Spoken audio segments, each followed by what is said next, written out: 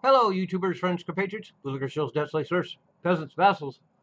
I'm a Useful Idiot, back from a little sojourn. And I want to start off with the hacking of a Ukraine ministry. And it shows the actual battlefield casualties. And as usual, there's a stunning gap between reality and fiction. And this is nothing new. We live in a world of fake numbers, and there's a war of information out there, and one of them is using numbers, and we see that in going back all through history, even eyewitness accounts of the Battle of Thermopylae with the Greeks, and of course, notably the Spartans, supposedly fought off an army of over 1 million Persians, which is pretty preposterous that an army of that size could be fielded in that time in history. But then we have recent examples of that as well. Israel puts the death toll in Gaza at about 60 to 70,000 now, and experts that have used standard historical methodology for measuring battle casualties has suggested that over 500,000 Palestinians have been killed, and that's probably closer to reality, all things considered. And I have a separate videos on that if you want to check them out.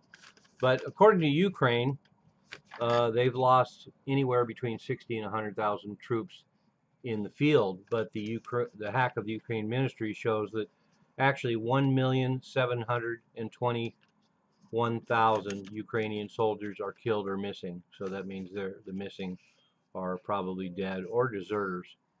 But pretty huge gap between 60,000 and nearly 2 million. And that's, once again, that sounds closer to the reality. So it truly is a meat grinder on the Ukraine-Russia front. And the numbers just keep going up. In 2022, it was 118,000 were killed just that year. 2023, 405,000 were killed just that year. 2024, 595,000 were killed just that year. And here we are, only halfway through 2025, and 621,000 Ukrainians have been killed. And they talk about the fact that Russian casualties are around 1 million, which is part of the way they manipulate information. So for the Ukrainians, of course, they downplay their casualties, and when they talk about Russia, they probably exaggerate the casualties. And I have no real reason to doubt that 1 million Russian soldiers have been killed in Ukraine, but I would suggest that number's very exaggerated. That goes along with U.S. and Western claims that the Russians are on their last throws and can't really field any more military or any more equipment. And that's far from the truth. So anyway, all the more reason for this war to be stopped, and Zelensky has to take a lot of responsibility for nearly 2 million Ukrainians being killed at the battlefront. And they talk about maybe 50,000 civilians being killed in the war, and we can assume that that number is significantly higher. Just off the top of my head, I would suggest probably 200,000 or more.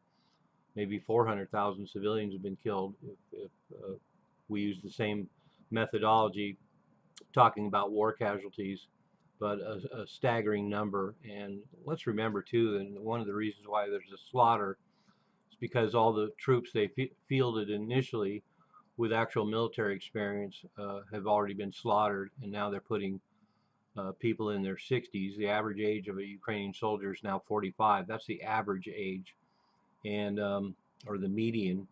And we have the mentally handicapped, drunks, drug addicts, people from prison, pregnant women, all being fielded. So Ukraine is going to run out before Russia, I promise you. But there we have it. I firmly believe that the Ukraine ministry's actual numbers, nearly 2 million, are accurate. The Ukraine war has to stop soon. I'm Useful Idiot. Thanks for watching.